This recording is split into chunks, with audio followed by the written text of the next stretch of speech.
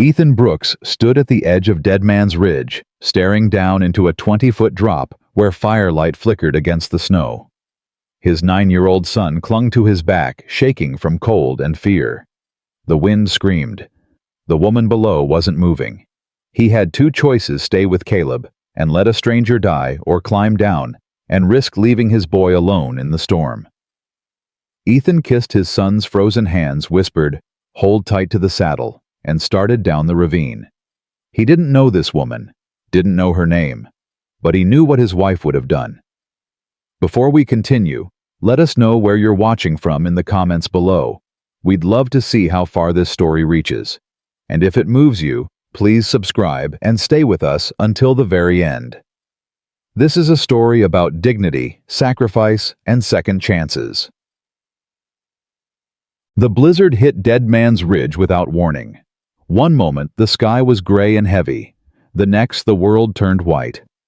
Snow came down in sheets so thick Ethan couldn't see his horse's ears. He pulled Caleb tighter against his chest, feeling the boy's small arms lock around his ribs. "Pa!" Caleb's voice was muffled against Ethan's coat. "I can't feel my feet." "I know, son. We're almost home." It was a lie. They were still 3 miles out from Silver Creek, and the temperature was dropping fast. Ethan's hands ached inside his gloves. His face felt like stone. But he kept the mare moving forward one slow step at a time, because stopping meant dying. That's when he saw the light. Just a flicker down below the trail where the ridge dropped off into darkness. Orange against white.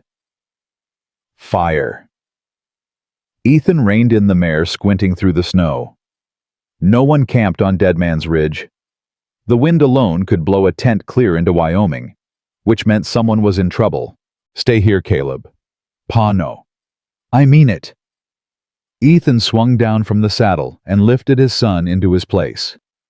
"Hold the reins. Don't move. I'll be right back." Caleb's eyes were wide with fear, but he nodded. Ethan kissed the boy's frozen hands, then turned and started down the slope. The descent was steep, treacherous. Snow hid the rocks, and twice Ethan slipped, catching himself on scrub pine branches that tore through his gloves. His breath came hard. The firelight grew brighter. At the bottom of the ravine he found her, a woman slumped against a boulder wrapped in a wool coat that was already stiff with ice. Her horse lay a few feet away, neck twisted at an angle that meant it wasn't getting up. The fire she'd managed to start was nearly dead, just a few struggling flames eating at wet kindling. Ethan dropped to his knees beside her. "Ma'am?" He shook her shoulder. Nothing. He pulled off his glove and pressed 2 fingers to her throat. A pulse. Faint, but there. Her lips were blue. Her skin was gray. She was maybe an hour from dead. Ethan didn't think. He scooped her up, felt the dead weight of her in his arms, and started back up the slope. His boots slid in the snow. His lungs burned. Halfway up his foot went through a hidden crevice, and he nearly dropped her, catching himself at the last second, with a wrenched shoulder that sent pain shooting down his arm. "Pa!" Caleb's voice high and terrified from above.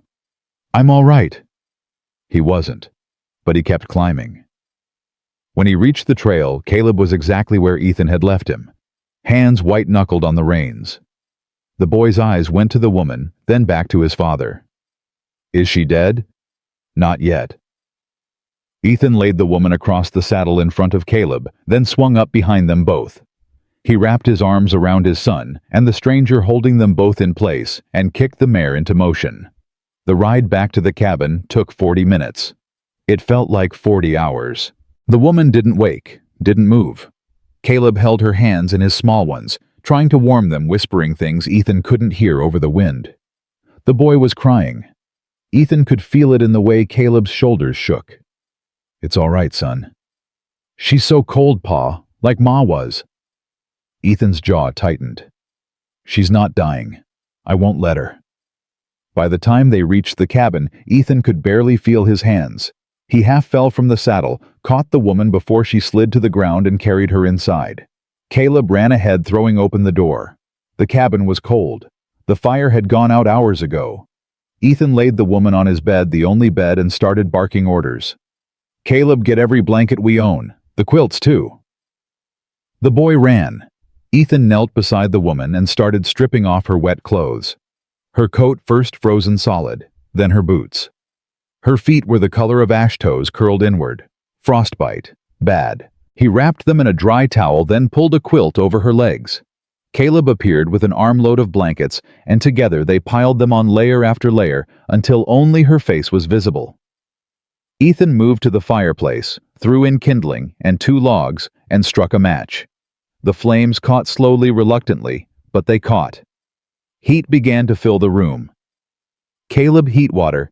Not too hot, just warm." The boy nodded and moved to the stove, his hands shaking as he filled the kettle.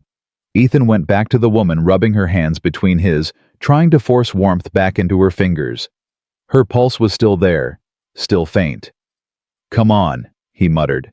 "Don't quit now." Minutes passed. 10, 20. The cabin warmed. Color began to creep back into the woman's face, just a hint like the first blush of dawn. Caleb brought the warm water. Ethan dipped a cloth in it, wrung it out, and pressed it gently to the woman's lips. A few drops slipped past. Her throat moved. "That's it," Ethan whispered. "That's it. Stay with us." He kept working, warming her hands, pressing the cloth to her lips, adjusting the blankets. Caleb sat cross-legged on the floor near the fire, watching with eyes too old for a 9-year-old boy. "Pa." "Yeah, son." "Why'd you go down there? You could have died." Ethan paused, his hands still wrapped around the woman's. He looked at his son, at the fear and confusion in that small face. "Because it was the right thing to do." "But you didn't know her." "Doesn't matter. What if she'd been bad? What if she'd hurt us?" Ethan shook his head slowly. "Then I'd have dealt with it. But I couldn't leave her down there, Caleb. I couldn't walk away and let her die. Your ma wouldn't have. And I won't either." Caleb looked down at his hands. "I was scared." "I know. You were brave."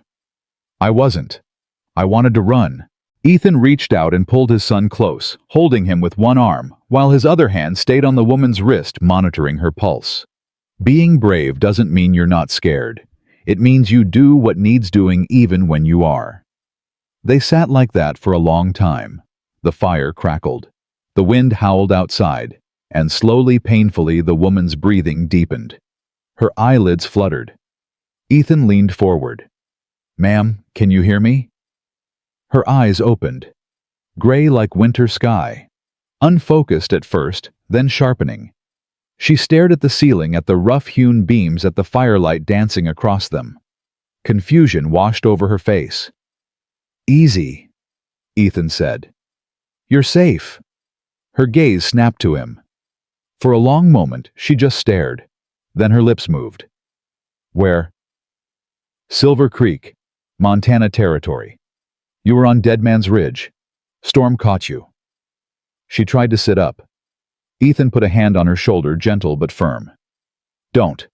You've got frostbite. Need to stay warm." She sank back, her face twisting with frustration. Or pain. Maybe both. "My horse didn't make it. I'm sorry." Her eyes closed. Her jaw tightened. When she opened her eyes again, they were wet. "He was a good horse." "I'm sure he was." She turned her head, looking at Caleb. The boy was standing now, half hidden behind his father. She studied him for a moment, then looked back at Ethan. "You saved my life." "Yes, ma'am." "Why?" The question caught him off guard. Ethan frowned. "Because you needed help." "You don't know me. Don't see how that matters." She stared at him like he was speaking a foreign language. Then slowly her expression shifted, softened. "What's your name?" "Ethan Brooks. This is my son Caleb." "Caleb?" She repeated, her voice rough. She looked at the boy again. "You helped." Caleb nodded shyly. "Thank you." Ethan stood, moving to the stove where a pot of thin stew was warming. He ladled some into a bowl and brought it back. "You should eat. Not much, but it'll help." She took the bowl with trembling hands, lifted the spoon, took a small sip. Her eyes closed, and for a moment she looked like she might cry. "When's the last time you ate?" Ethan asked. "Yesterday morning. Maybe. I don't remember." "Take your time." She ate slowly, methodically. Caleb crept closer, his curiosity overcoming his shyness. "What's your name?" "Caleb." Ethan said a quiet warning, but the woman smiled just a flicker there and gone. "It's all right." She looked at the boy. "Victoria, but most people call me Vic." "That's a boy's name." "Caleb." Victoria laughed. It was a rough, unused sound. "You're right. It is. My father wanted a son. Got me instead. Figured the name might help me survive in a man's world." "Did it?" Caleb asked. "Sometimes." Ethan poured himself a cup of coffee, bitter and weak, and leaned against the wall. "What were you doing on Dead Man's Ridge in a blizzard?" Victoria's smile faded. "Trying to get to Sweetwater. I had business there. Thought I could beat the storm." She looked down at the bowl in her hands. "I was wrong. That trail's no place for anyone in winter, especially alone. I've ridden worse." Ethan raised an eyebrow, but said nothing. Victoria met his eyes. "I'm not helpless." "Didn't say you were, but the mountain doesn't care how capable you are."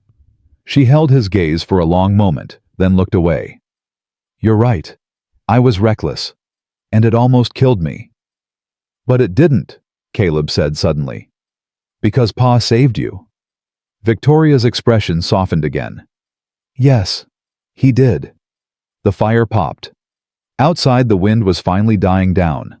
The storm was passing. Ethan drained his coffee and set the cup down. "You should rest. We'll figure out what to do in the morning." "I can't stay here," Victoria said. "I need to get to Sweetwater."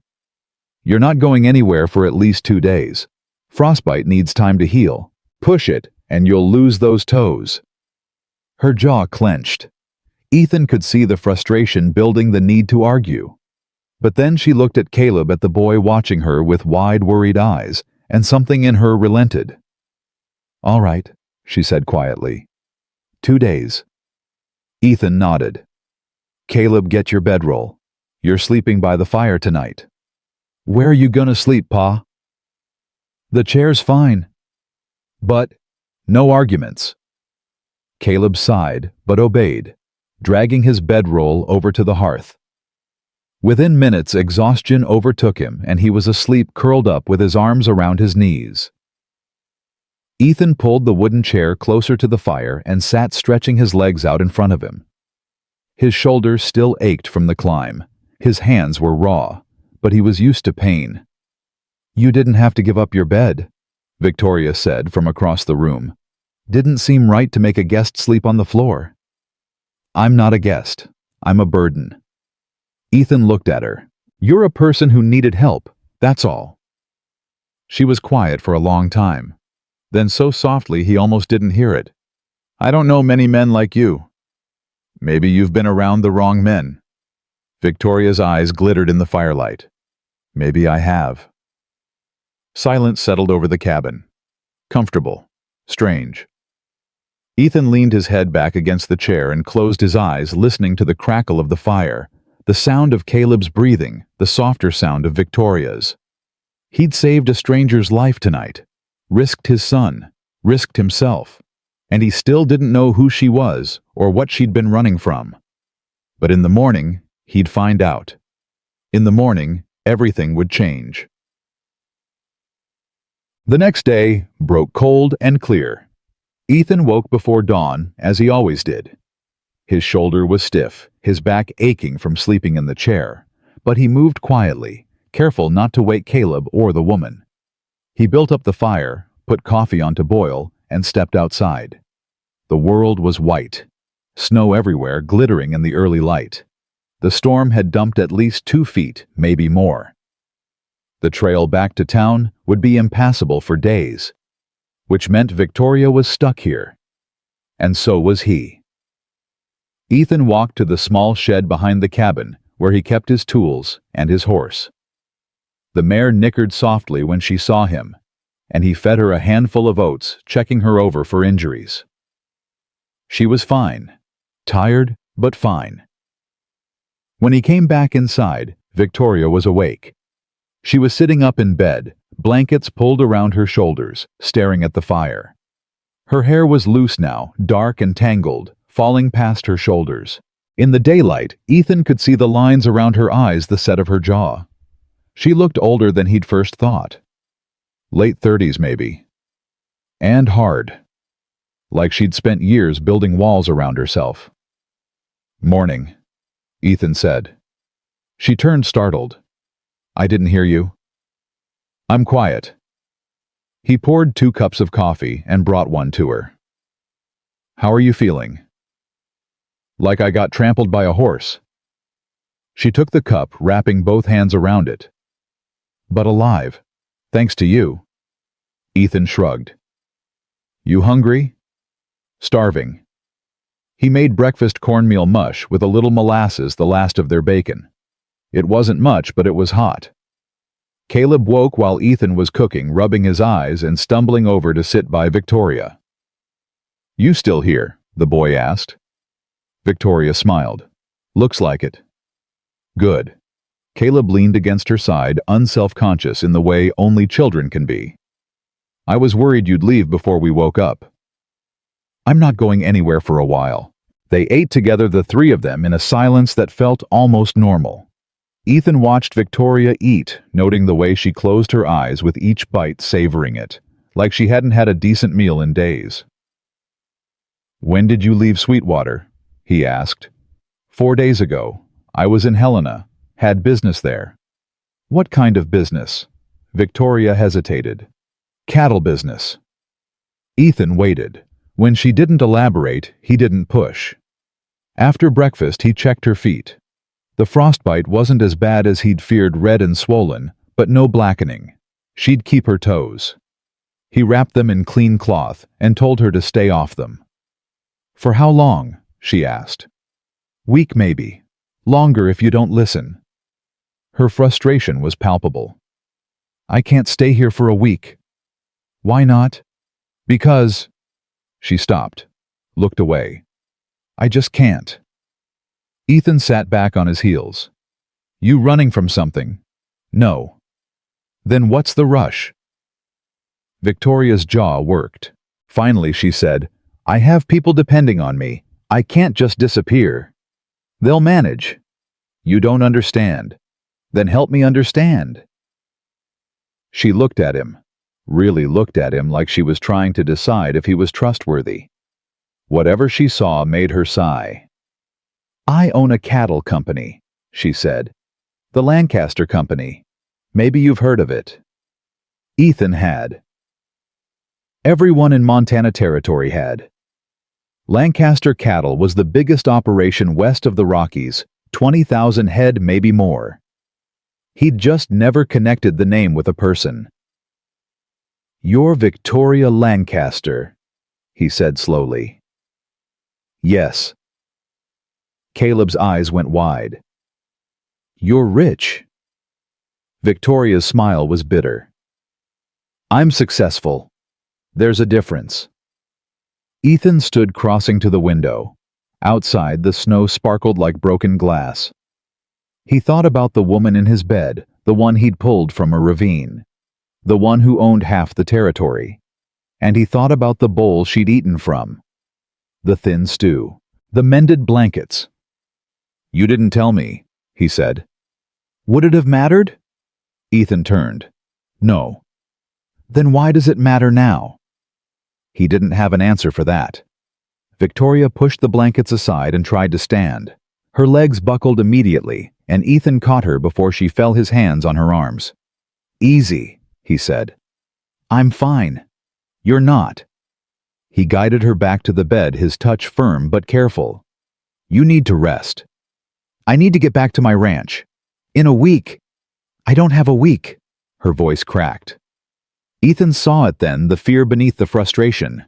She wasn't just impatient. She was scared. "What's wrong?" he asked quietly. Victoria's hands curled into fists. I have a buyer coming, a big one. If I'm not there to close the deal, my foreman will. And he'll take a cut that'll cripple me for the season. Fire him. I can't. He's the only one who knows the operation well enough to run it when I'm gone. She laughed, sharp and humorless. I built an empire, and I can't trust a single person in it. Ethan sat on the edge of the bed. That's no way to live. It's the only way I know. Caleb climbed up beside her, small and solemn. Pa says you gotta trust people, or you'll be lonely. Victoria looked at the boy. Her expression crumbled just for a second before she pulled it back together. Your pa's a smart man. He's the best man, Caleb said simply. Ethan felt heat rise in his face. Caleb? It's true, Pa. You are. Victoria was watching him now, her gray eyes steady. He saved my life. I'd say that makes him pretty close to the best. Ethan stood abruptly. I need to check the trail, see how bad the snow is.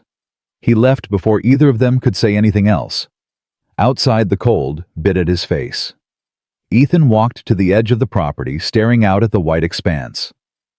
He thought about Victoria Lancaster, about the way she'd looked at him when she said, I don't know many men like you. He thought about the fear in her voice when she talked about her ranch, about being alone.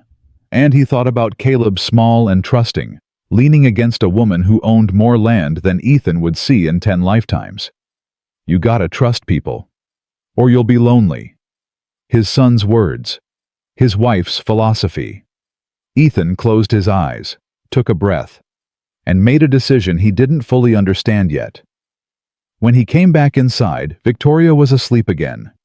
Caleb curled up beside her like a kitten.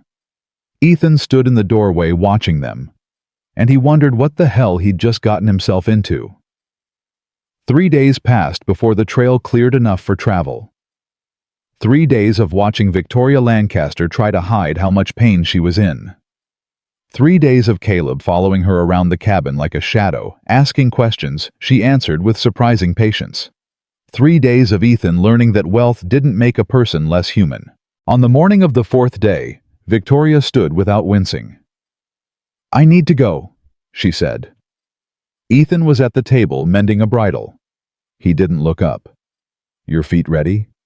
They'll have to be. That's not an answer. Victoria crossed the small cabin in 6 steps and sat across from him. Ethan, I appreciate everything you've done, but I've already lost 4 days. If I don't get back, your foreman will steal from you. I know. You've said it. Then you understand. Ethan set down the leather strap. What I understand is, you're about to ride 40 miles on feet that aren't healed. You'll make it maybe 10 before the pain puts you off your horse. Then what? Then I'll walk. You're stubborn. I'm desperate. Her voice cracked. You don't know what it's like. I built that ranch from nothing. My father died and left me debt and worthless land, and I turned it into something that matters. And now I can't even be gone a week without it falling apart. Ethan studied her. The dark circles under her eyes. The tension in her shoulders. How long since you took a day off? I don't take days off. How long since you slept a full night? Victoria's jaw tightened. What does that have to do with anything? It means you're running on empty. Have been for years, probably. And one of these days you're going to collapse. Maybe on a mountain in a blizzard. Maybe at your desk. But it'll happen. I don't have a choice. Everyone has a choice. Not me. She leaned forward. You want to know why I can't trust anyone, because every person I've ever trusted has betrayed me. My first foreman stole 6 months of profits. My second tried to take the ranch in a legal challenge, claiming I wasn't fit to run it because I'm a woman. My third, she stopped, swallowed hard. My third was my fiancé. He proposed 3 weeks before I caught him selling my cattle to a competitor. Ethan's hands stilled on the bridle. Victoria laughed, but there was no humor in it. So you see, I don't get to trust people. I don't get to rest, because the moment I do, someone will take everything I've worked for. Caleb appeared in the doorway holding a slate with crooked letters on it. Miss Victoria, is this how you spell ranch? She turned and the hardness in her face melted. Almost. The A comes before the N. Like this. She took the slate, corrected it gently, and handed it back. I'm gonna have a ranch someday, Caleb said. Like yours. Are you? Yep. And I'm gonna let Pa be the foreman, 'cause he's honest. Victoria's eyes met Ethan's over the boy's head. Something passed between them. Understanding, maybe, or recognition. Your Pa is honest, she said quietly. That's rarer than you know. Caleb beamed and ran back outside to practice his letters on the porch. Victoria watched him go, then turned back to Ethan. I'll pay you, she said. For the food, the lodging, your time. I don't want your money. Everyone wants money. I'm not everyone. She stared at him like he was a puzzle she couldn't solve. Then what do you want? Ethan picked up the bridle again. For you to heal before you kill yourself trying to save something that might not be worth saving. My ranch is worth it. Is it? Or are you just afraid of what happens if you stop? Victoria stood so fast the chair scraped against the floor. You don't know me. I know you risked your life riding through a blizzard alone. I know you've been here 4 days and haven't smiled once except at my son. I know you're so tired you can barely stand, but you'd rather fall off a horse than ask for help. Ethan set the bridle down and stood too. I know you're scared, and I know that's not the same as being weak. She opened her mouth, closed it. Her eyes were bright with unshed tears. I'm not weak, she whispered. I didn't say you were. Everyone thinks I am. Every man who's worked for me. Every competitor who's tried to buy me out. They see a woman running a cattle company and they think it's just a matter of time before I fail. Then prove them wrong, but do it smart. Go back half dead and you're just proving them right. Victoria's hands curled into fists. For a long moment she just stood there breathing hard. Then slowly the fight drained out of her. 1 more day, she said. 3. 2. Ethan nodded. 2. She walked back to the bed and sat down heavily. I hate this. I know. I hate needing help. Most people do. Victoria looked at him. Do you... Ethan thought about his wife, about the months of fever and pain, about how he'd refused to leave her side even when the doctor said there was no hope. He thought about the years since, about grinding through each day alone, because asking for help felt like admitting he couldn't take care of his son. Yeah, he said. I do. Something shifted in Victoria's expression, softened. Then I guess we're both stubborn fools. Guess so. Outside, Caleb was singing something off-key. Victoria smiled a real smile, small but genuine. He's a good boy. He's the best thing I ever did.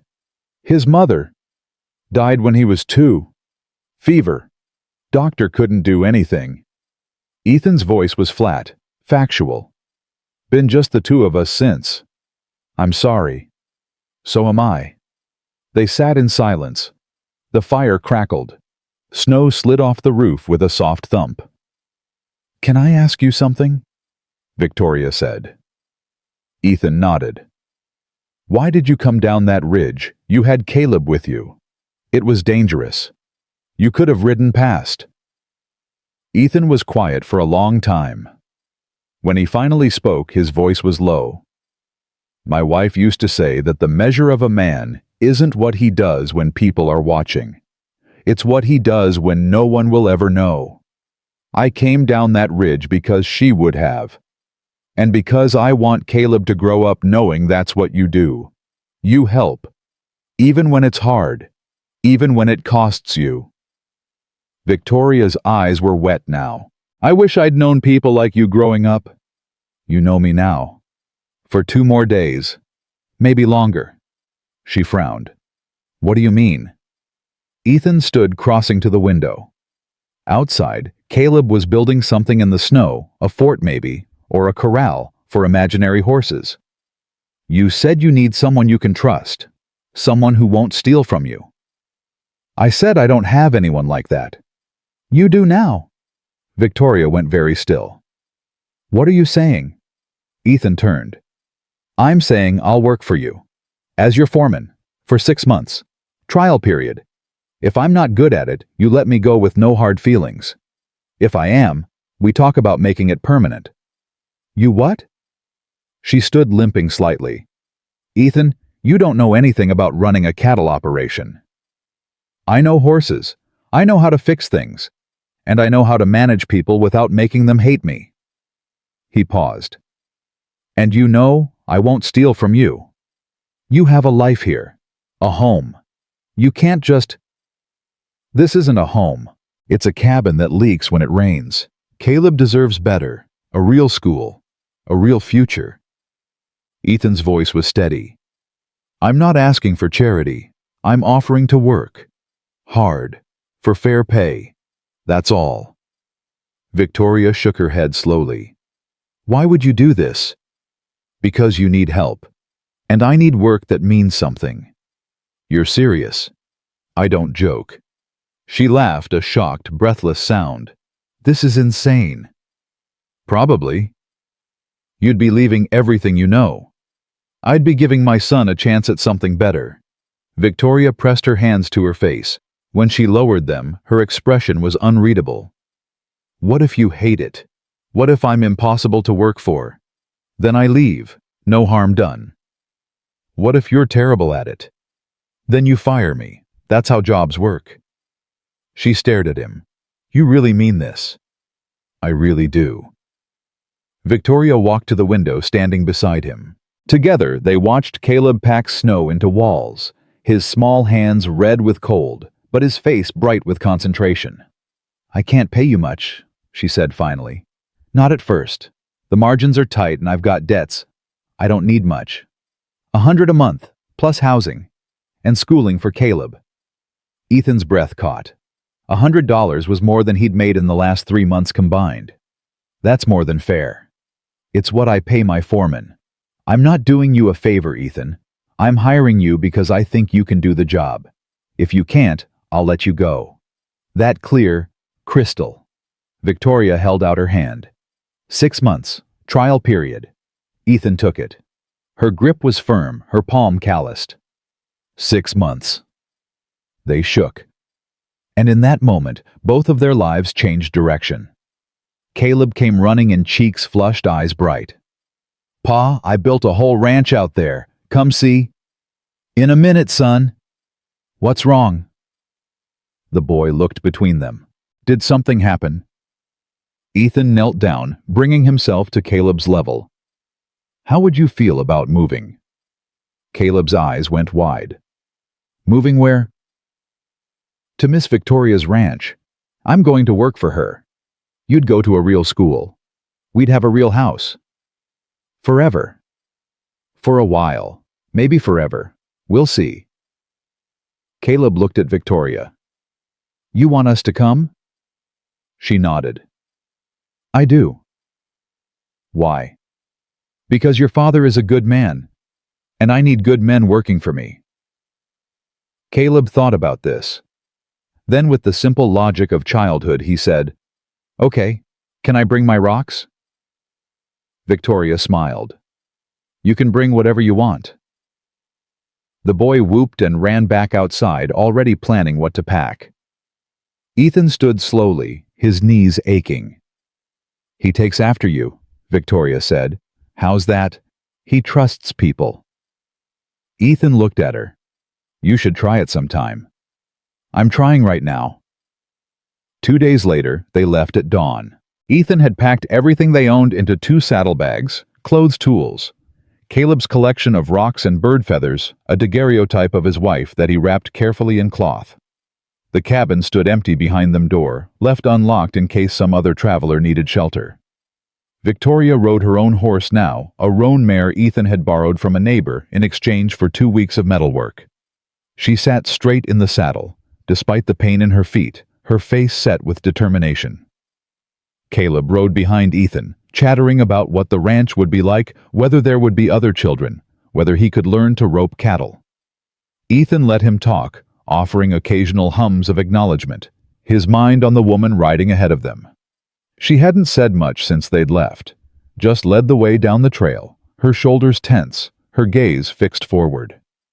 Ethan wondered if she was regretting the offer, wondering if she'd made a mistake trusting a stranger. They stopped at midday to rest the horses and eat cold biscuits left over from breakfast.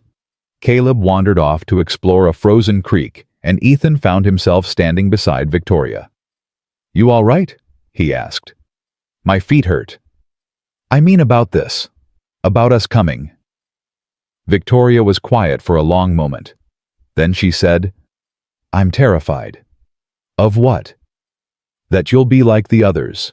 That I'll trust you, and you'll betray me, and I'll have no one to blame but myself." Ethan nodded slowly. "I can't promise I'll be perfect. I'll make mistakes. But I can promise I won't steal from you, and I won't lie to you. That enough?" "It has to be." They rode on. The Lancaster Ranch came into view just before sunset on the second day. Ethan saw it from a ridge, a sprawling complex of buildings spread across a valley, barns and corrals, and a house that looked bigger than the entire town of Silver Creek. Cattle dotted the hillsides like brown and white stars. Caleb gasped. "That's all yours?" Victoria's smile was tight. "Every acre." "It's beautiful," Ethan said. "It's a burden." They rode down the slope. As they approached, men started emerging from the barn's ranch hands in dusty clothes, their faces curious and suspicious. A tall man with a gray beard stepped forward, his expression darkening when he saw Victoria. "Boss?" His voice was flat. "We've been looking for you." "I'm sure you have Frank." Victoria dismounted stiffly. "This is Ethan Brooks. He'll be working as foreman, and his son Caleb." Frank's eyes narrowed. "Foreman? What about me?" "You'll be head of cattle operations. Ethan will handle personnel and daily operations." "You're demoting me." "I'm reorganizing." Frank's jaw worked. He looked at Ethan taking in the worn clothes, the calloused hands, the boy clinging to his father's side. "He doesn't look like much." "Neither did you when I hired you," Victoria said coolly. "Give him a chance. If he fails, I'll deal with it." Frank spat into the dirt. "This is a mistake." "Then it's my mistake to make." The tension hung thick. Ethan felt every eye on him, felt the weight of skepticism and resentment. He'd known this would be hard, but knowing and feeling were different things. Victoria turned to Ethan. "Your house is the one on the north side, 2 bedrooms. I'll have someone bring your things." She paused. "Welcome to the Lancaster Ranch, Ethan Brooks. Try not to make me regret this." Then she walked away, limping slightly, her back straight and proud. Ethan stood there, Caleb's hand in his, surrounded by strangers who didn't want him there. He thought about the cabin he'd left behind, the simple life, the certainty of knowing what each day would bring. And he thought about his wife's voice. "The measure of a man isn't what he does when people are watching." "Come on, son," he said quietly. "Let's see our new home." They walked through the compound, past men who watched them with hard eyes, past buildings that smelled of hay and leather and sweat. The house Victoria had pointed to was small compared to the main house, but it was bigger than the cabin. Solid, well built. Inside it was empty, except for 2 beds and a table. Caleb ran from room to room, his footsteps echoing on the wooden floors. "Pa, I got my own room. I see that. And there's a real window with glass." Ethan set their bags down and stood in the doorway, looking out at the ranch. At the empire Victoria Lancaster had built. At the life he'd just walked into. A knock came at the door. Ethan opened it to find a young man, maybe 20, holding a lantern. "Mr. Brooks, I'm Danny. Miss Victoria said to bring you this and tell you breakfast is at 5. Work starts at 6. "Thank you, Danny." The young man shifted his weight. "Can I say something?" "Go ahead." "Frank's gonna make this hard for you. He wanted the foreman job, thought he'd earned it." "He probably did. So why'd she pick you?" Ethan met the young man's eyes. You'd have to ask her. Danny nodded slowly. Fair enough. Welcome to the ranch, Mr. Brooks. Hope you survive it. He left. Ethan closed the door and leaned against it, suddenly exhausted. Caleb appeared in the hallway dragging a blanket. Pa, are you scared? Ethan looked at his son, at the trust in that small face. Yeah, son, I am. But you came anyway. I came anyway, Caleb smiled. Then it'll be okay, 'cause that's what brave means. Ethan pulled his boy close, holding him tight. Outside, the sun set over the Lancaster ranch, and somewhere in the big house, Victoria Lancaster stood at a window watching the light fade, wondering if she'd just made the best decision of her life, or the worst mistake. Time would tell. But for now, for tonight, 3 people who'd been alone were alone together, and that was something. That was a start. The bell rang at 4:30 in the morning, sharp and unforgiving. Ethan was already awake, had been for an hour, staring at the ceiling of his new bedroom and listening to Caleb breathe in the room next door. He dressed in the dark, pulled on his boots, and stepped outside into air so cold it burned his lungs. The ranch was already stirring. Lanterns bobbed in the distance like fireflies.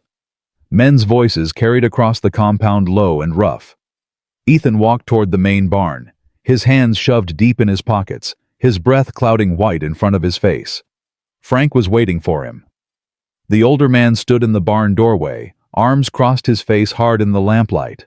Behind him, a dozen ranch hands had gathered, all watching Ethan with expressions that ranged from curious to hostile. "You're late," Frank said. Ethan glanced at the sky, still dark. "Bell rang 5 minutes ago." "Bell rings at 4:30. Work starts at 5. That means you're here at 4:30. Not 5, not 4:45, 4:30. "Noted." Frank stepped forward. "Let me make something clear, Brooks. I've been on this ranch for 8 years. I know every head of cattle, every water source, every man here. You're a stranger. The boss might trust you, but we don't." Ethan met his gaze steadily. "I'm not asking you to trust me. I'm asking you to work with me." "I don't work with people I don't respect." "Then I'll have to earn your respect." Frank snorted. "You think it's that easy?" "I think it's that simple. Not easy, but simple." One of the ranch hands laughed, a short, sharp sound. Frank shot him a glare, and the man went silent. "You know anything about running a cattle operation?" Frank asked. "No." "You know anything about managing men?" "Some." "You know why the boss hired you?" Ethan's jaw tightened. "You'd have to ask her." "I'm asking you." "Because I saved her life, and because she thinks I'm honest." Frank leaned in close. "Honest don't mean competent, and on this ranch, incompetent gets people killed, cattle lost, money wasted. So here's how this is going to work. You stay out of my way. I'll run the cattle operations like I always have. You can play foreman all you want, but the real work, that's mine." Ethan held his ground. "Miss Lancaster put me in charge of personnel and daily operations. That means I'm your boss, not the other way around." "You think a title makes you a boss?" "I think respect goes both ways. You want me to respect your experience, then respect that she chose me for a reason." Frank's face darkened. For a moment, Ethan thought the man might swing at him. Then Frank stepped back, his lips curling into something that wasn't quite a smile. "All right, boss, let's see what you got. We're moving 300 head to the south pasture today. You're coming with us." "Fine." "Ever moved cattle before?" "No." "Ever ridden for 12 hours straight?" "No." "Then today is going to be a real education." Frank turned to the men. "Mount up. We leave in 10. The ranch hands dispersed, some of them grinning. Ethan stood alone in the barn, his heart pounding, knowing he'd just been set up to fail. A voice came from the shadows. "He's testing you." Ethan turned. Danny, the young man from the night before, stepped into the light. "Frank does this to everyone new, throws them in the deep end. If you survive, you've earned your place. If you don't, well, you're gone by the end of the week. What's the trick? Don't quit. Don't complain, and don't pretend you know what you're doing when you don't. Danny handed him a rope. Here, you'll need this, and stick close to me. I'll keep you from getting killed. Why help me? Danny shrugged. Because Miss Victoria hired you, and she doesn't make stupid decisions, least not often. They rode out as the sun was rising, painting the snow-covered hills in shades of pink and gold. Ethan had been given an old gelding, steady but slow, and he rode near the back of the group with Danny beside him. Ahead, Frank led the way, his back straight, his commands sharp and clear. The cattle were scattered across a mile of frozen pasture, their breath steaming in the cold air. Moving them meant riding wide circles, pushing stragglers back toward the herd, keeping the whole mass moving in one direction without spooking them into a stampede. It was harder than Ethan had imagined. Within an hour, his legs ached from gripping the saddle. His hands were numb despite his gloves. The gelding stumbled twice, and the second time, Ethan nearly went over its head. The ranch hands noticed. He heard their laughter, low and mocking. "Keep your weight centered," Danny called. "Don't lean forward." Ethan adjusted, kept riding. A calf broke away from the herd, darting toward a ravine. Frank pointed at Ethan. "Brooks, get it back." Ethan kicked the gelding into a trot, cutting off the calf's path. The animal dodged left. Ethan turned the horse, trying to anticipate, but the calf was faster. It bolted past him, heading straight for the ravine's edge. "Damn it!" Frank's voice carried across the pasture. "Someone who knows what they're doing, get that calf." Danny rode past Ethan, his horse moving like liquid, and in seconds he had the calf turned and pushed back toward the herd. The other men whistled their approval. Ethan sat on his horse, breathing hard, humiliation burning in his chest. They stopped at noon to rest the horses and eat. The men gathered in a loose circle, passing around canteens and strips of dried beef. Ethan dismounted, his legs nearly buckling, and leaned against his horse. Frank approached, his expression unreadable. "You're slowing us down." "I know. You cost us that calf." "I know. You got anything to say for yourself?" Ethan straightened. "I'm learning. That's all I can do." "Learning isn't good enough out here. You mess up with cattle, someone gets hurt, or we lose stock, or both." "Then teach me. Show me what I'm doing wrong and I'll fix it." Frank stared at him. "You think I got time to teach you how to do a job you should already know? I think if you don't, I'll figure it out on my own, and I'll make more mistakes before I get it right. But if you help me, I'll get it right faster." One of the ranch hands spoke up, a man with a scarred face and gray in his beard. "He's got a point, Frank. Remember when you hired me, I didn't know cattle from chickens. You taught me." "That was different." "How?" Frank's jaw worked. "Because the boss didn't hire him over me." The words hung in the cold air. Ethan saw it, then the real reason Frank hated him. It wasn't about competence, it was about pride. About a man who'd worked for 8 years expecting a promotion only to watch a stranger walk in and take it. "You're right," Ethan said quietly. "You should have gotten the foreman job. You've earned it. I haven't." Frank's eyes narrowed. "Then why are you here?" "Because she asked me, and because I need the work. But that doesn't mean I don't respect what you've done here. I'm not trying to replace you, Frank. I'm trying to help her, that's all." Frank looked away, spat into the snow. "You don't know her like I do. You don't know what she's been through." "Then tell me." "Why should I?" "Because if I'm going to work here, I need to understand, not just the job, but why it matters." Frank was silent for a long moment. Then he said, "When I started here, this ranch was nothing. 100 head of cattle, half of them sick. The boss was 23 years old and drowning in her father's debt. Men wouldn't take her seriously. Suppliers wouldn't sell to her. She had to fight for every inch, every dollar." He paused, his voice rough. "I watched her go 3 days without eating because she'd given her food to the ranch hands. I watched her work 20-hour days until she collapsed. I watched her cry exactly once when we lost 50 head in a flood, and then she got up the next morning and started rebuilding. Frank looked at Ethan. That woman turned this place into an empire through sheer will. And now she's got enemies, competitors who want her land, men who want to see her fail because she's proof they were wrong about women. So when she brings in a stranger and puts him in charge, it scares the hell out of me. Because if you're not who she thinks you are, it'll destroy her. Ethan held his gaze. I'm not here to hurt her. Then what are you here for? To keep her from destroying herself. Frank frowned. What's that supposed to mean? It means she's working herself to death. You said it yourself, she doesn't eat, doesn't sleep, doesn't stop. That's not strength. That's fear. And if someone doesn't help her before she breaks, she'll lose everything anyway. Frank's expression shifted. You think you can fix that? I think I can try. The older man studied him. Then slowly he nodded. All right, Brooks, I'll teach you. But you make a mistake that costs us, and I'm going straight to the boss. Understood. Understood.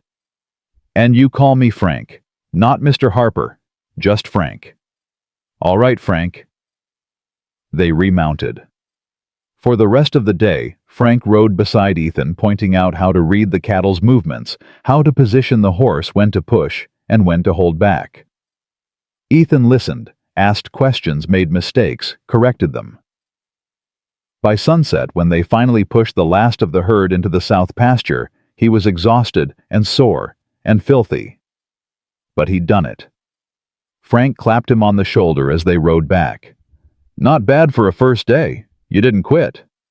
Didn't see the point in quitting. Most men would have. I'm not most men. Frank smiled, the first real smile Ethan had seen from him. No, I don't think you are.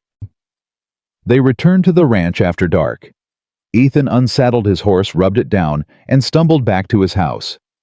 Inside, Caleb was asleep at the table, his head pillowed on his arms, a half-eaten plate of food beside him. Ethan lifted the boy, gently carried him to bed, and tucked him in. Caleb stirred his eyes, opening halfway. Pa, you okay? I'm okay, son. Go back to sleep. Did you do good today? Ethan smoothed the hair back from Caleb's forehead. I didn't quit. That's good enough. Caleb smiled and closed his eyes. Ethan walked back to the main room, sat down at the table, and ate Caleb's cold leftovers. His whole body ached. His hands were blistered. But he felt something he hadn't felt in a long time. Purpose. A knock came at the door. Ethan opened it to find Victoria standing there, wrapped in a heavy coat, her face pale in the moonlight. Can I come in? Of course. She stepped inside, glancing around the small house. How was your first day? Hard. Frank give you trouble? Some. We worked it out. Victoria's eyebrows rose. That was fast. We had a conversation. He told me about you, about what you've been through. Her expression closed off.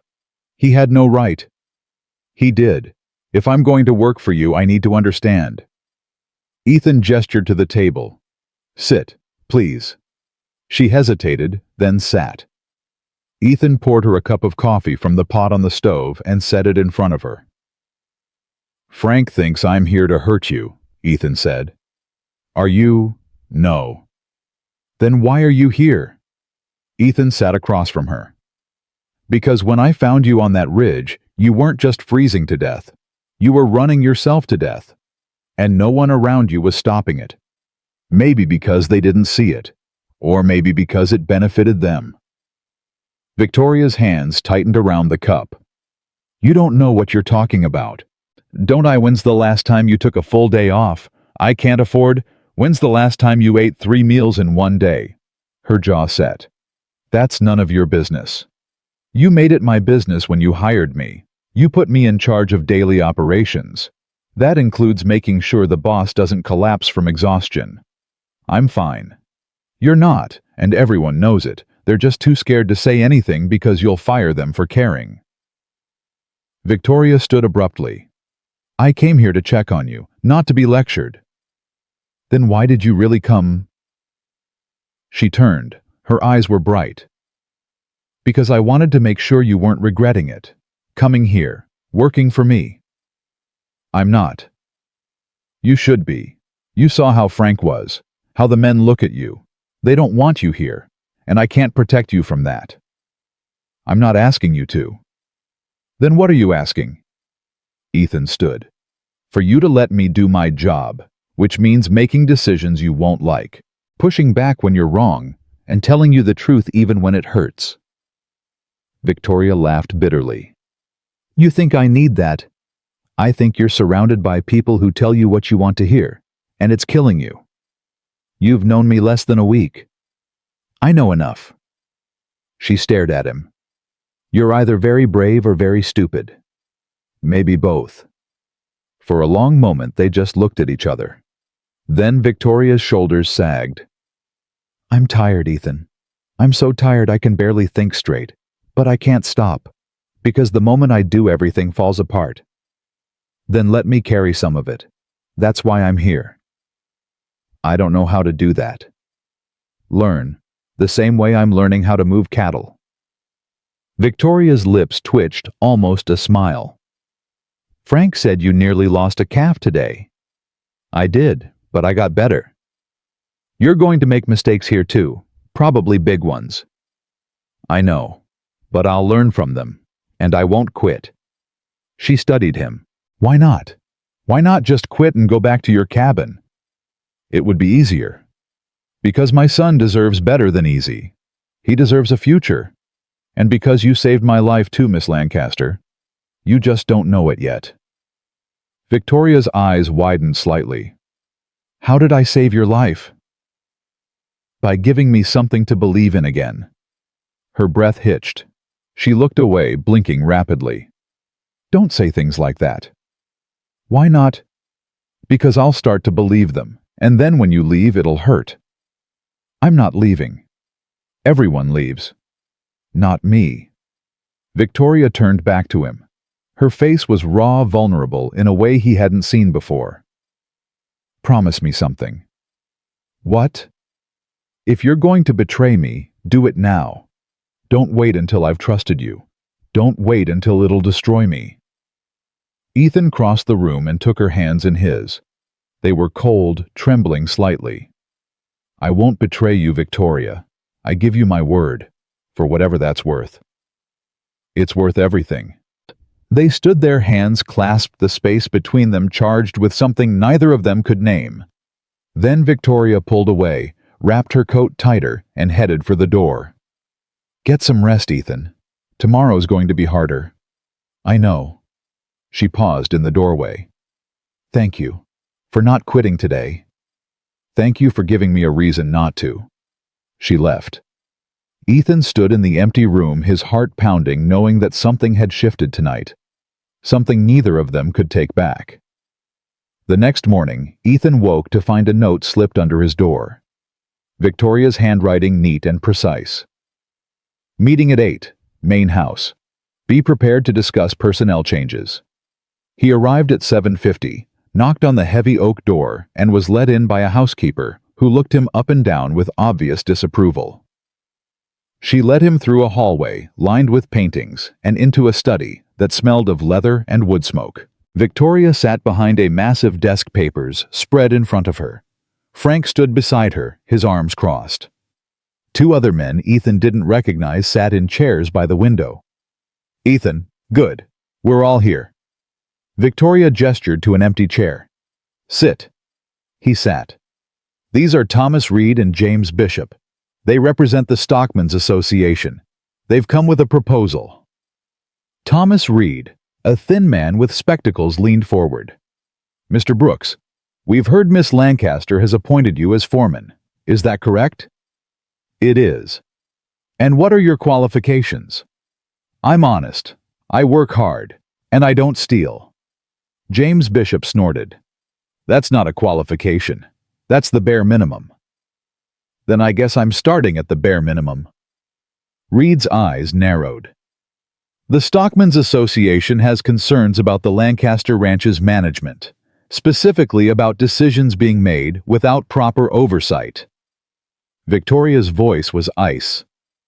My decisions are not subject to your oversight, but they affect the entire territory. Your ranch is the largest operation. If you fail, it impacts everyone. I'm not failing. You nearly died on Dead Man's Ridge 2 weeks ago, alone. That's not the action of someone with sound judgment. Ethan felt anger flash through him. She nearly died because she was trying to close a business deal. Something you gentlemen would praise if she were a man. Reed turned to him. Mr. Brooks, you've been here, 3 days? You have no idea what you're talking about.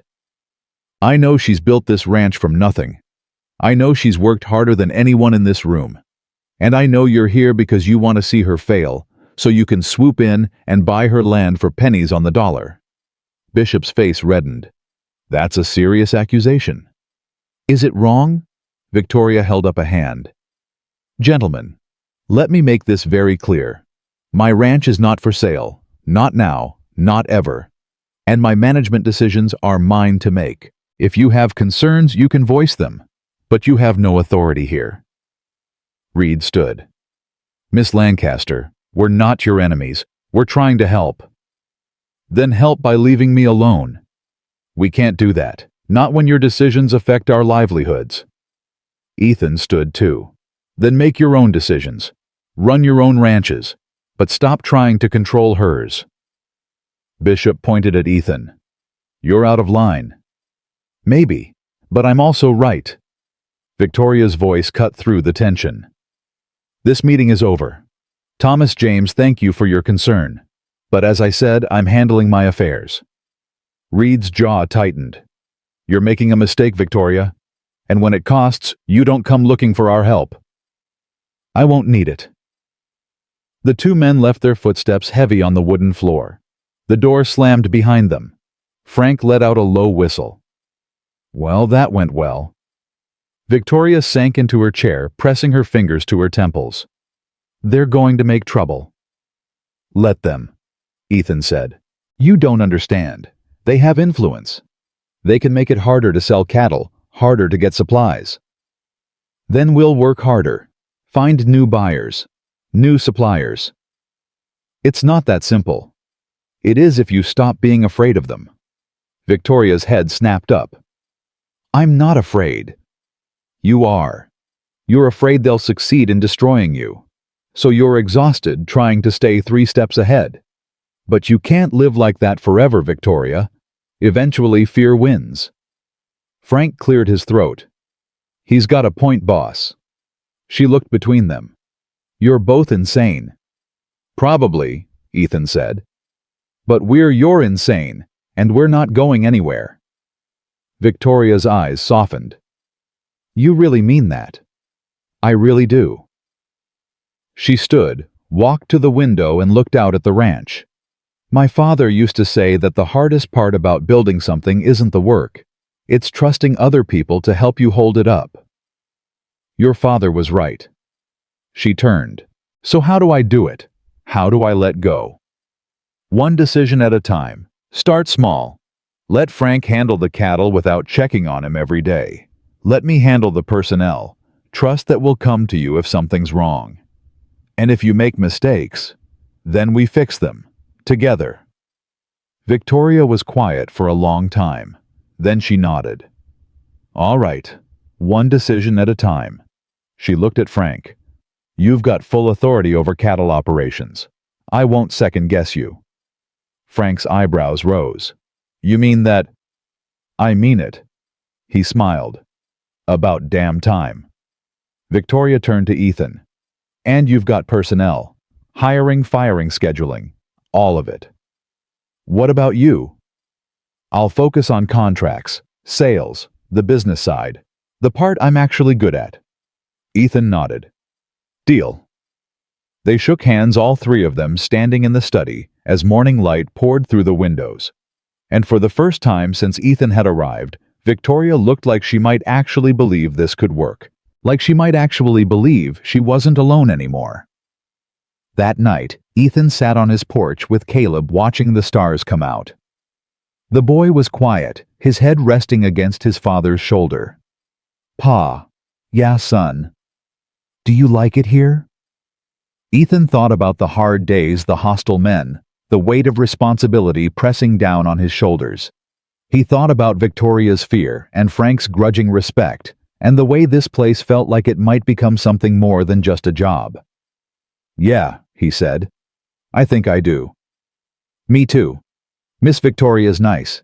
And Danny's teaching me to rope. Ethan smiled. That right? Yep. He says I'm a natural. I'm sure you are. They sat in comfortable silence.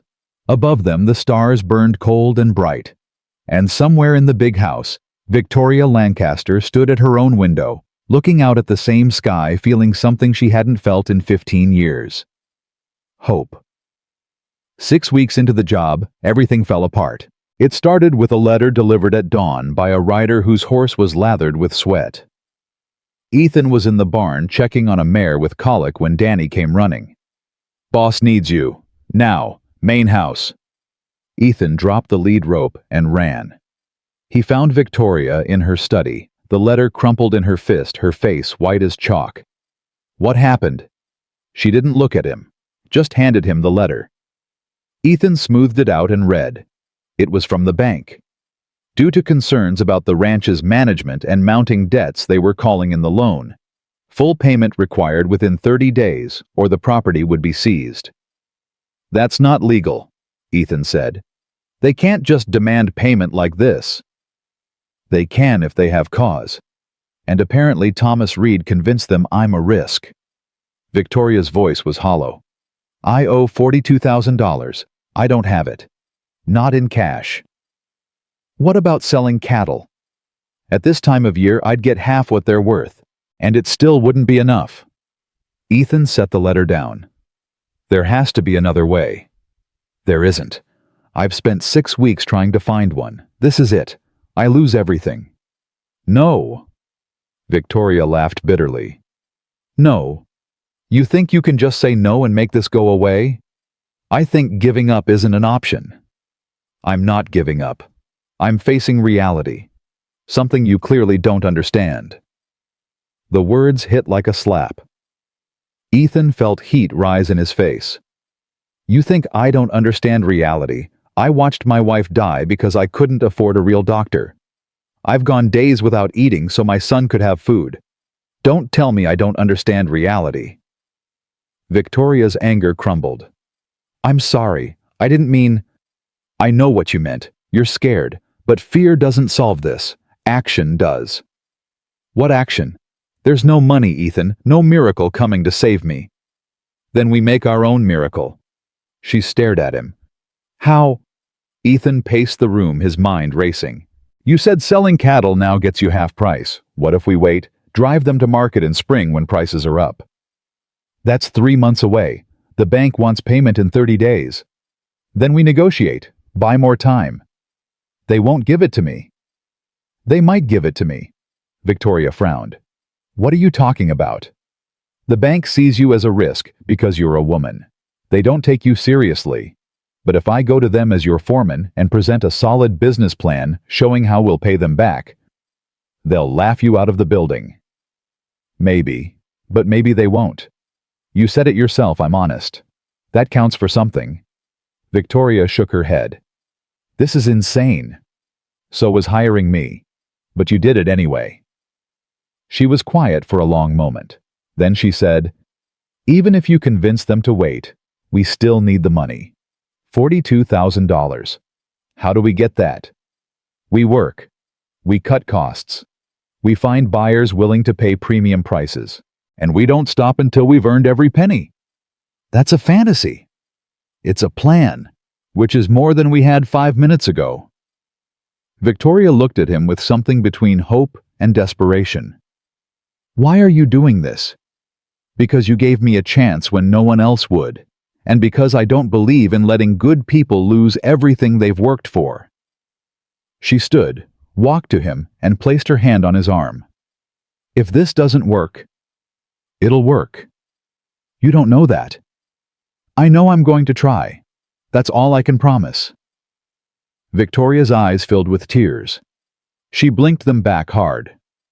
Okay, we try. Ethan left for town that afternoon with Frank and a detailed plan written in Victoria's precise handwriting. The ride took 4 hours, and by the time they reached the bank, the sun was setting. The bank manager, a man named Whitmore with slicked hair and a permanent sneer, looked up from his desk when they entered.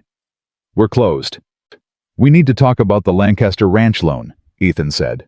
Whitmore's sneer deepened. "There's nothing to discuss. Payment is due in 30 days. We're asking for an extension. 6 months. Denied. You haven't even heard our plan." "I don't need to. Miss Lancaster has proven herself an unreliable debtor." Frank stepped forward. "That's a damn lie. She's never missed a payment. She nearly died on a mountain 2 months ago. That shows poor judgment. The bank cannot risk its capital on someone so reckless." Ethan pulled out the papers Victoria had prepared. "This is a detailed breakdown of the ranch's assets, projected income, and payment schedule. We can pay you back in full by spring. With interest." Whitmore didn't even look at them. "The decision has been made." "By who, you or Thomas Reed?" The manager's face flushed. "I don't know what you're implying." "I'm implying that Reed is using you to destroy a competitor, and you're letting him because it benefits the bank. But here's what you're missing. Victoria Lancaster has built the most successful ranch in the territory. She's proven she can turn a profit even in the worst years. You call in this loan, you lose a valuable client. And when word gets out that you did it because a competitor asked you to, every rancher in Montana will pull their money out of your bank." Whitmore stood. "Get out. Not until you look at these papers. I said get out." Frank grabbed Ethan's arm. "Come on. He's not listening." Ethan slammed the papers onto the desk. "You're making a mistake. And when Victoria Lancaster succeeds despite you, you'll regret this." They left. Outside, Frank shook his head. "That went about as well as I expected." "It's not over." "What else can we do? He won't budge." Ethan looked at the darkening sky. "We go over his head." "To who?" "The bank's board of directors. They meet in Helena next week. We'll go there. Present the plan to them directly." Frank whistled. "That's a 5-day ride in winter." "Then we better get started." They rode through the night and reached the ranch by dawn. Victoria was waiting on the porch, her arms wrapped around herself against the cold. "Well," Whitmore refused, "but we're not done. We're going to Helena, talking to the board." Victoria's face went pale. "Helena, Ethan, that's 5 days there, 5 days back. I know. But it's our only shot. You can't leave the ranch for 10 days. Who'll run things?" "Danny can handle the daily operations. Frank will manage the cattle. You'll oversee everything. It'll work. And if it doesn't, then we'll deal with it. But we have to try." Victoria looked at Frank. "You agree with this?" The older man nodded. "I do. Brooks here's got more fight in him than I gave him credit for. If anyone can convince those bankers, it's him." She turned back to Ethan. "When do you leave?" "Tomorrow morning." "That's not enough time to prepare." "We don't have time. Every day we wait is one less day to make this work." Ethan stepped closer. "I need you to trust me, Victoria. Can you do that?" She held his gaze. "I already do.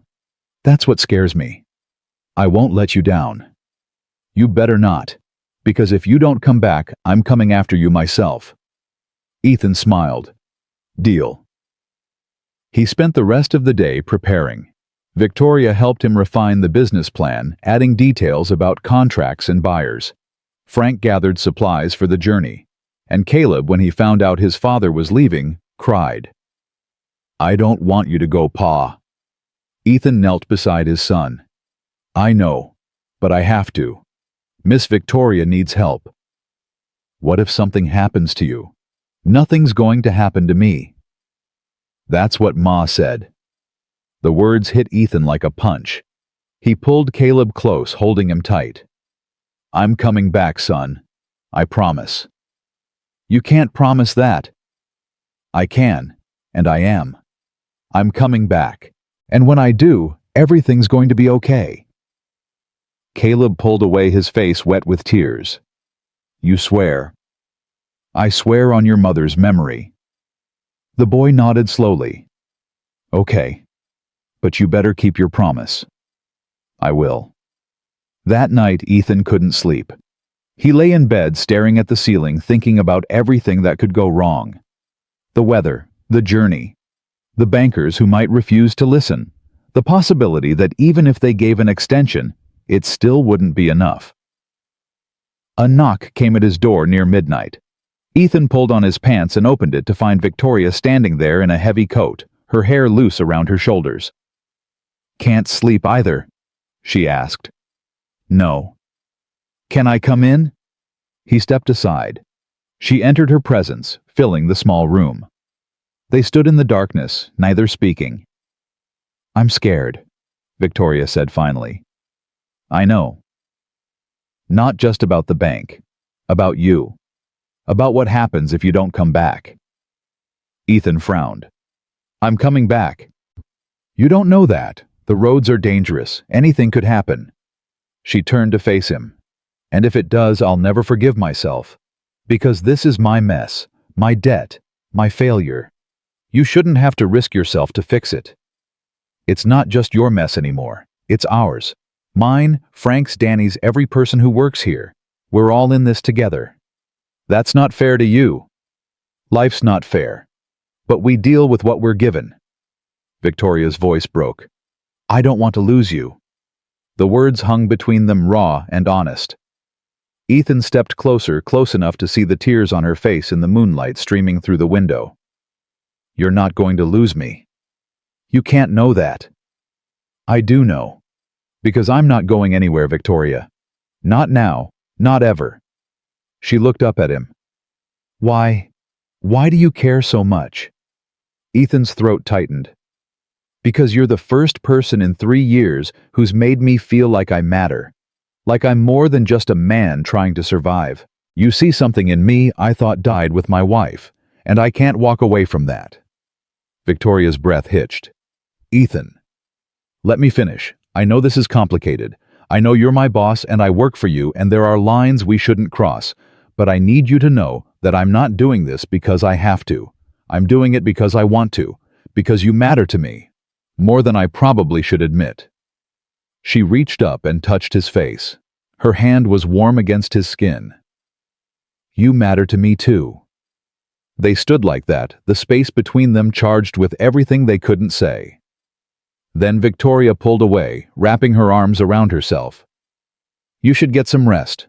Long ride tomorrow. Victoria. Please, don't make this harder than it already is. Ethan nodded. Okay. She walked to the door, paused and looked back. Come back to me, Ethan Brooks, whatever it takes. I will. She left. Ethan stood alone in the dark, his heart pounding, knowing that something had shifted between them, something that couldn't be undone. He left at dawn with Frank and Danny. Victoria and Caleb stood on the porch watching them ride out. Ethan looked back once and saw his son's small hand raised in farewell, Victoria's hand on the boy's shoulder. Then he turned forward and rode. The journey to Helena was brutal. The temperature dropped below zero. Snow fell in intermittent bursts covering the trail. Frank's horse threw a shoe, and they lost half a day finding a blacksmith.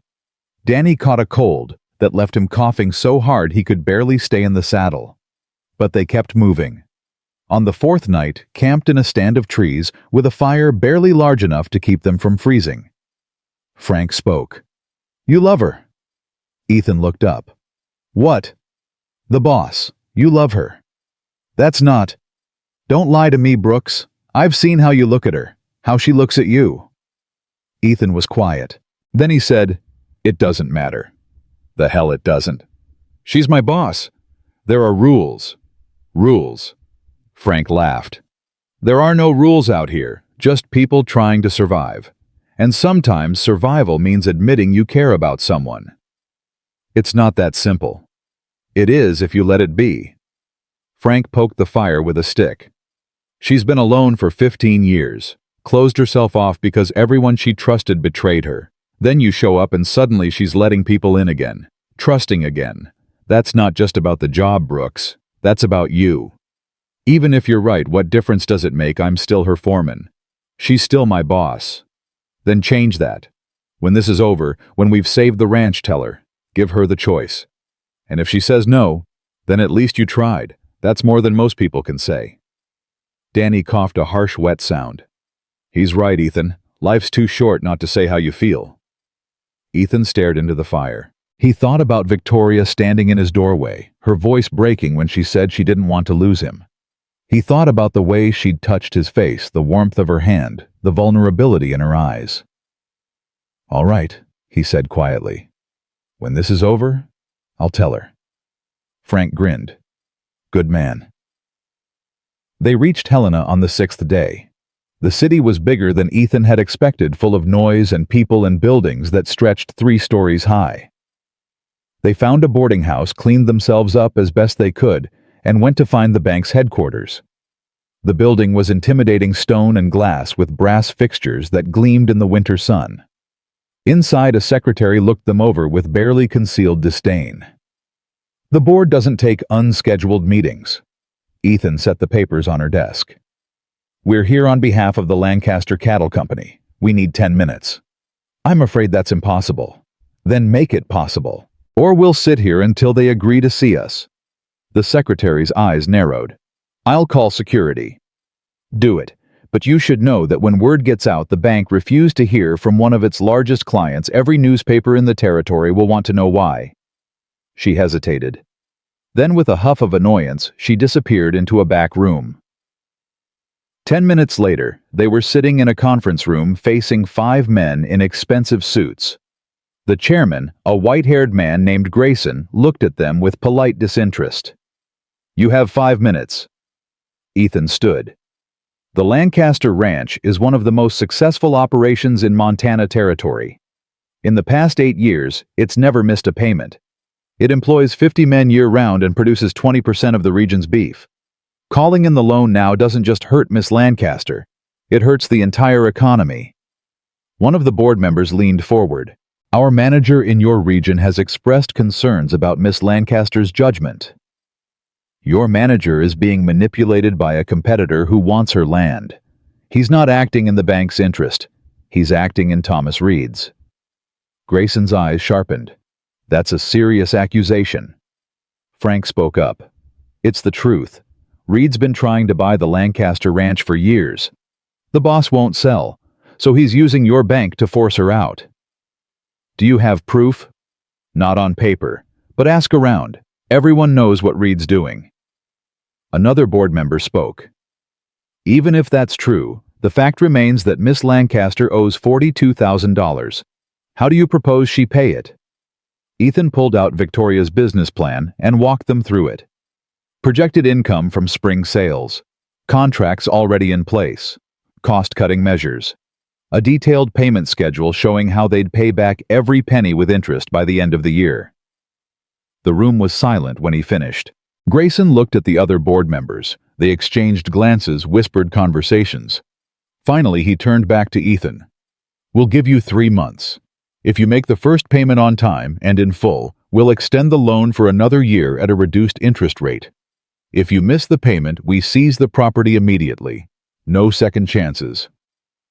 Relief flooded through Ethan. "Thank you." "Don't thank us yet. 3 months isn't much time." "It's enough." They left the building in a daze. Outside, Frank clapped Ethan on the back. "You did it, Brooks. You actually did it. We did it. All of us." Danny grinned, despite his cough. "Wait till the boss hears." They rode back faster than they'd come, pushing the horses hard, stopping only when absolutely necessary. The cold bit at them. The snow kept falling. But none of it mattered because they'd done the impossible. They'd bought Victoria time. They reached the ranch 9 days after leaving. It was past midnight, and the compound was dark except for one light burning in Victoria's study. Ethan dismounted, handed his horse to Danny, and walked to the main house. Victoria opened the door before he could knock. Her face was haggard, her eyes red from sleeplessness. When she saw him, something broke inside her. "You came back." "I told you I would." "Did they?" 3 months. We got 3 months. Victoria's legs gave out. Ethan caught her before she fell, holding her as she sobbed against his chest. Her whole body shook with relief and exhaustion, and fear finally released.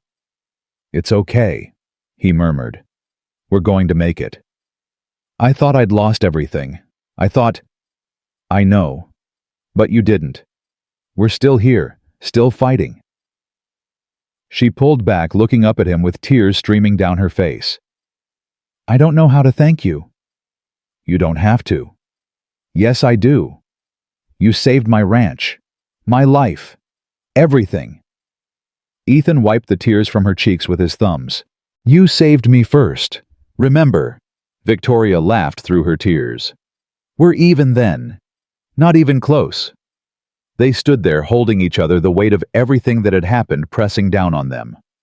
And Ethan knew that Frank was right, that life was too short not to say how he felt. That if he didn't tell her now, he might never get another chance. Victoria. Ethan. They spoke at the same time, then stopped. Victoria smiled. "You first." Ethan took a breath. "I need to tell you something, and I need you to let me finish before you say anything." Her smile faded. "Okay. When I found you on that ridge, I thought I was just saving a stranger. But you weren't a stranger. You were the person who'd remind me that life still had meaning. That I wasn't just surviving. I was living. And these past 2 months working for you, watching you fight for everything you've built, seeing how much you care even when you pretend you don't." He paused. "I've fallen in love with you, Victoria. I know I shouldn't. I know it complicates everything. But I can't keep pretending I don't feel this way." Victoria's eyes filled with fresh tears. "Ethan, you don't have to say anything. I just needed you to know." She reached up and kissed him. It was gentle at first, tentative, like she was afraid he might disappear. Then it deepened, became something desperate and real, and full of everything they'd been holding back. When they finally broke apart, both of them were breathing hard. "I love you too," Victoria whispered. "I think I have since the moment I woke up in your cabin and saw the way you looked at me. Like I mattered. Like I was more than just my ranch or my money. You are more. You're everything." She laughed and cried at the same time. "We're insane. This is insane." "I know. We still have to save the ranch. Earn $42,000 in 3 months." "I know. And people are going to talk. About us. About this." "Let them." Victoria kissed him again. "Then I guess we're doing this." "I guess we are." They stood on the porch holding each other under the stars, knowing that the hardest part was still ahead. But for the first time in either of their lives, they weren't facing it alone. And that made all the difference. 3 months to save everything. 90 days to earn $42,000 or lose it all. The morning after Ethan returned from Helena, they gathered everyone in the main barn, all 50 ranch hands, Frank, Danny, and Victoria standing beside Ethan at the front. "We've got a problem," Ethan said. "No point sugarcoating it. The bank's calling in our loan. We've got 3 months to make the first payment, or we lose the ranch." Murmurs rippled through the crowd. Some men looked scared, others angry. "How much?" someone called out. $14,000, plus interest. A low whistle. "That's impossible." "It's not," Victoria said, her voice carrying across the barn. "We've got contracts lined up for spring. Buyers willing to pay premium prices. But we need to deliver top-quality cattle in peak condition. That means working harder than we ever have. Longer hours. No mistakes." Frank stepped forward. "Anyone who doesn't want to stay, I understand. But if you walk now, don't come back when this is over." No one moved. Danny spoke up, his voice still rough from the cold he'd caught. "What do you need from us?" Ethan looked at the faces staring back at him. Men who'd been skeptical of him, who'd doubted him, who'd watched him fail and get back up.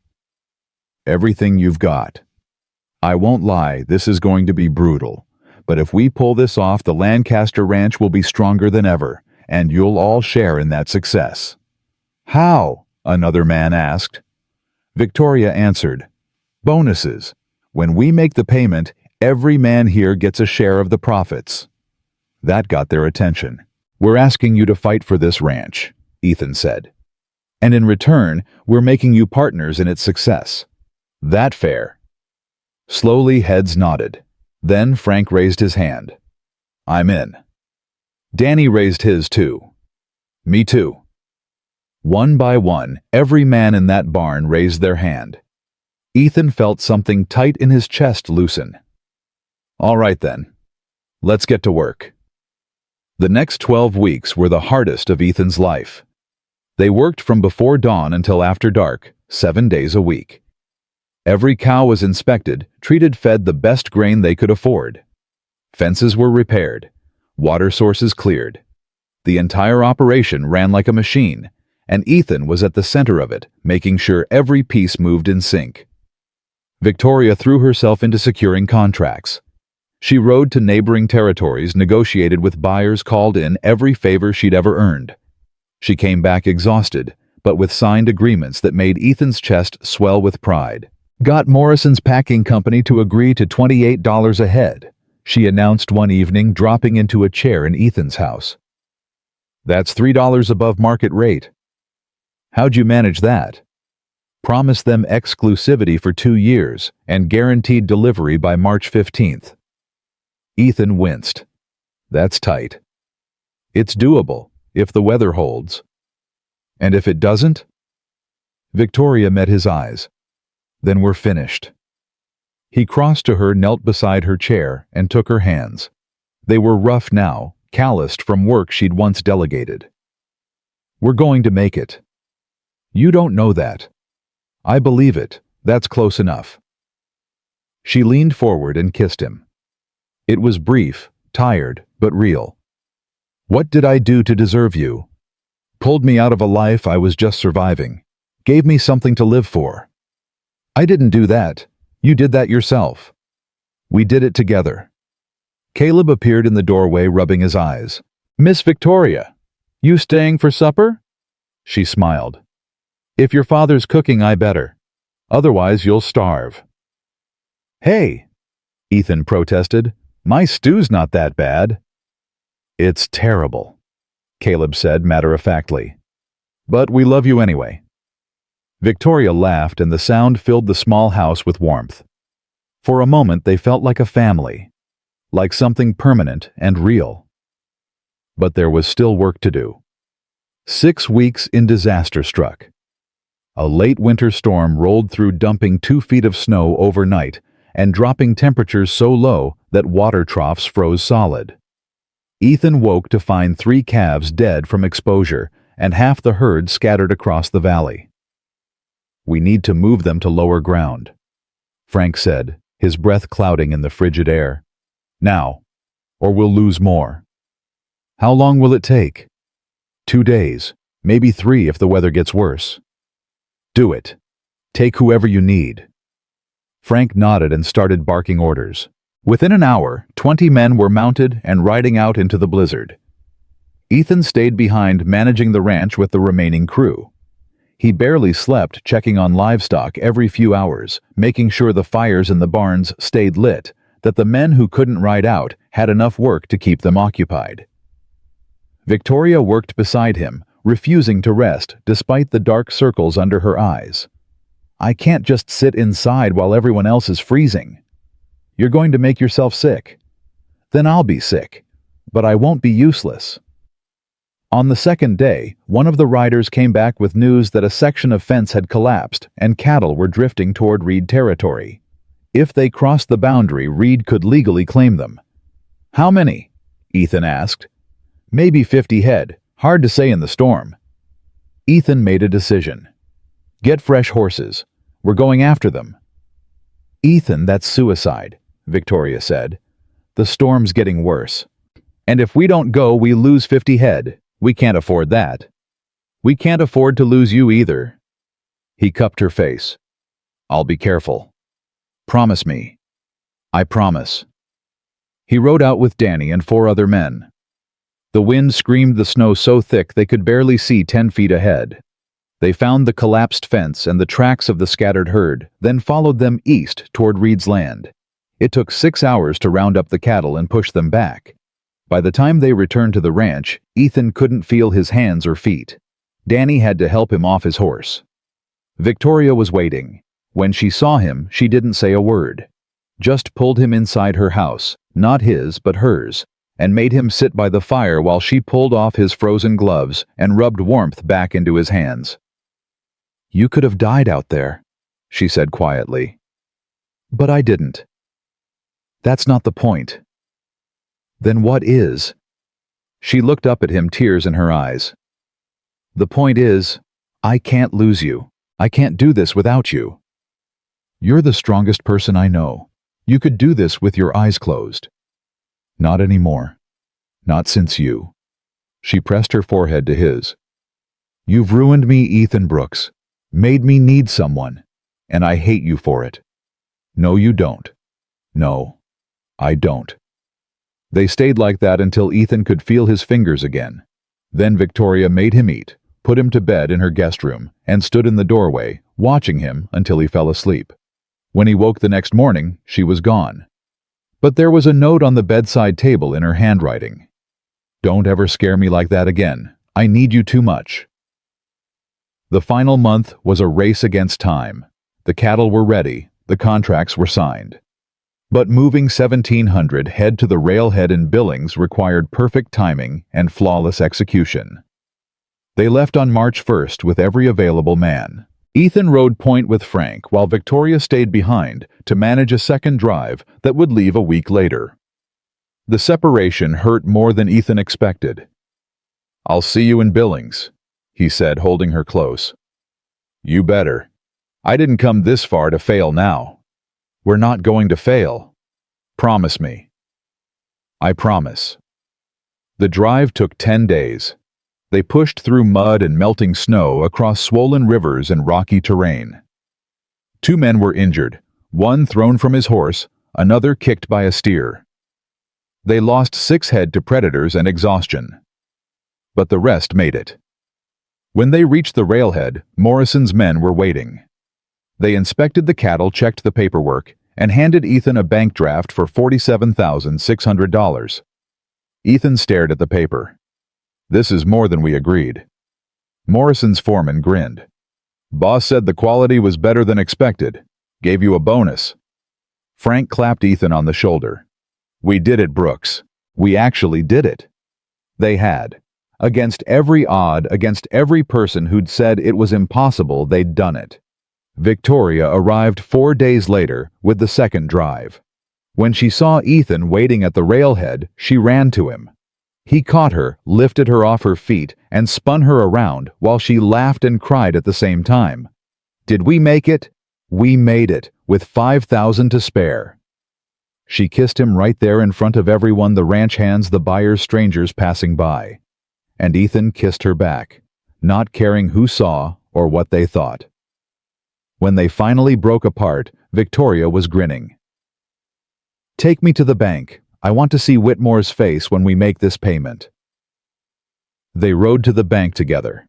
Whitmore looked up from his desk, his sneer already in place. Then he saw the bank draft, and his face went white. Full payment, Victoria said, sliding it across the desk. With interest. I believe that entitles me to the loan extension your board promised. Whitmore's hands shook as he processed the payment. This doesn't mean... It means I win, and you lose. Victoria leaned forward. I'm moving my accounts to a different bank, one that values its clients, and I'm going to make sure every rancher in the territory knows what you tried to do here. You can't... Watch me. They walked out together. On the street, Victoria turned to Ethan. I need to make a stop. Where? Thomas Reed's office. Reed's office was in a brick building downtown.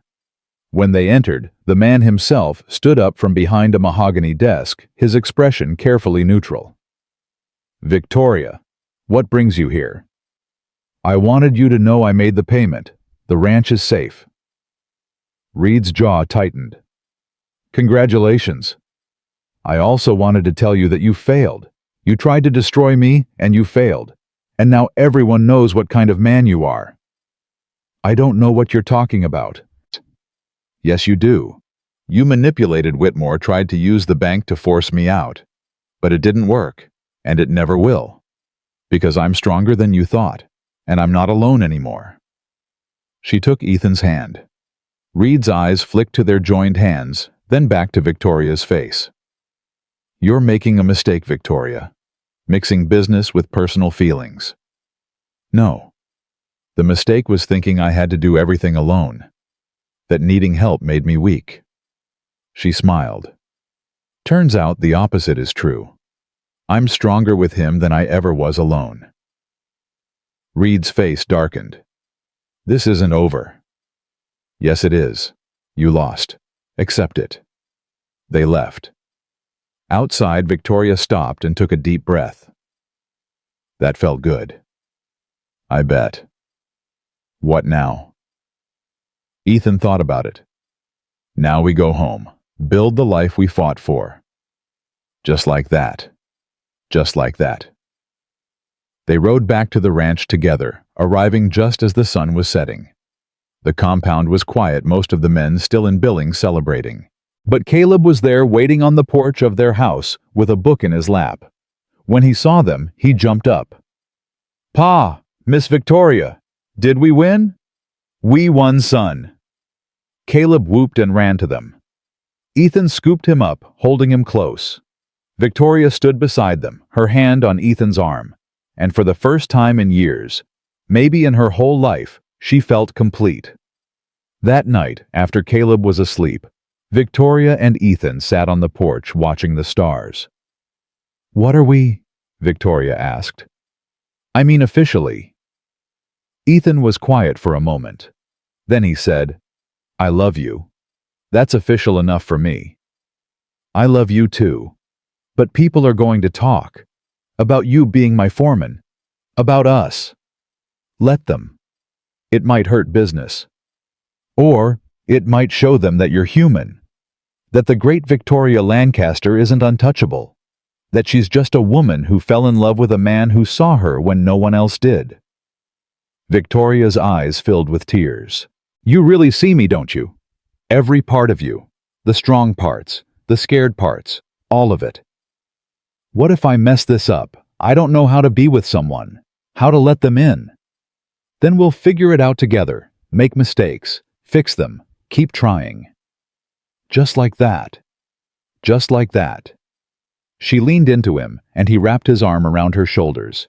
They sat in comfortable silence, listening to the night sounds, feeling the weight of the past 3 months finally lifting.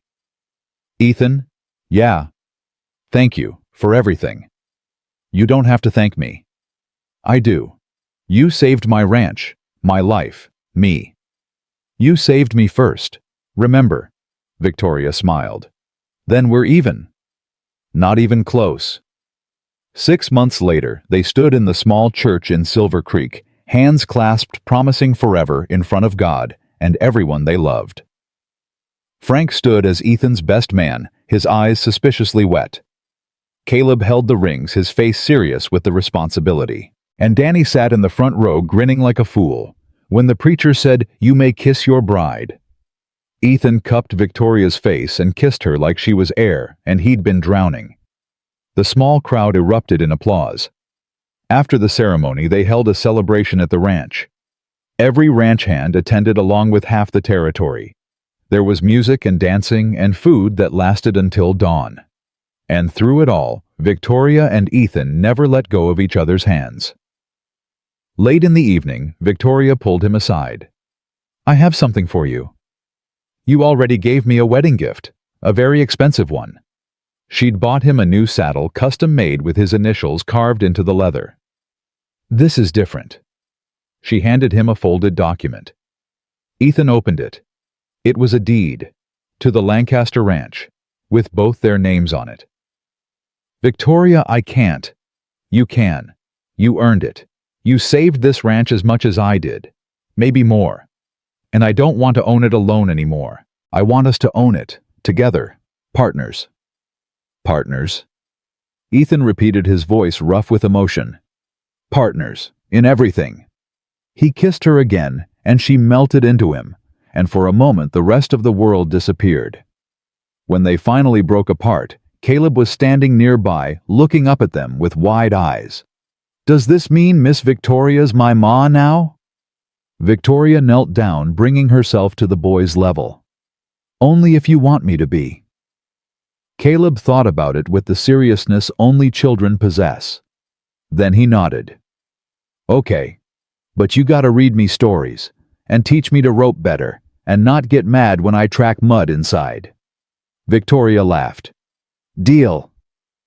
The boy threw his arms around her neck, and she held him close, tears streaming down her face. Ethan watched them, his son and his wife, his family, and felt something settle deep in his chest. Peace, purpose, home. A year later, the Lancaster Ranch was the most successful operation in Montana Territory. They'd paid off the remaining debt, expanded their herd, and opened a second operation in Wyoming. The men who'd fought alongside them that desperate winter now owned shares in the company, turning ranch hands into stakeholders. Thomas Reed had tried twice more to undermine them and failed both times. Eventually, he'd given up and moved to California, bitter and defeated. The bank that had tried to seize their property went under, brought down by bad loans and worse management. Victoria bought the building and turned it into a community center for ranchers. But the best change wasn't in the business. It was in Victoria herself. She smiled more, laughed easier, took days off to spend with Ethan and Caleb, teaching the boy to ride, reading books by the fire, living instead of just surviving.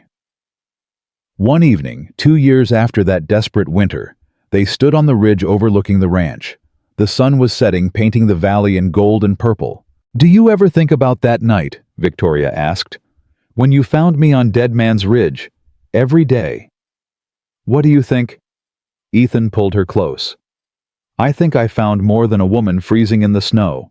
I found my future, my purpose, everything that matters. I think I found the same thing.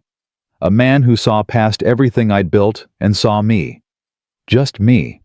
And loved me anyway. Not anyway, because of who you are. Victoria turned in his arms, looking up at him. We did good, didn't we? Built something that matters. We did. And we're not done yet. No. No. We've got years ahead of us. Decades if we're lucky. Time to build more. Love more. Live more. She kissed him softly. Then let's not waste a single moment. They stood together as darkness fell, the lights of the ranch twinkling below them like earthbound stars. Two people who'd been alone had found each other in the worst possible circumstances and built something stronger than either could have imagined. A life, a family, a love that would last generations. And it had all started with a simple choice made in a blizzard to help a stranger, to risk everything to believe that goodness still mattered in a world that often forgot. Ethan had pulled Victoria from the snow that night. But in saving her, he'd saved himself. And together, they'd saved each other. Not from death, from loneliness. From the slow dying that comes when you stop believing that life can be more than just survival. They'd found more, found everything, and they'd never let it go. In the end, that was the only thing that mattered. Not the ranch, not the money, not the empire they'd built, just two people who'd chosen each other every single day in 1,000 small ways that added up to forever. And that was enough, more than enough. That was everything.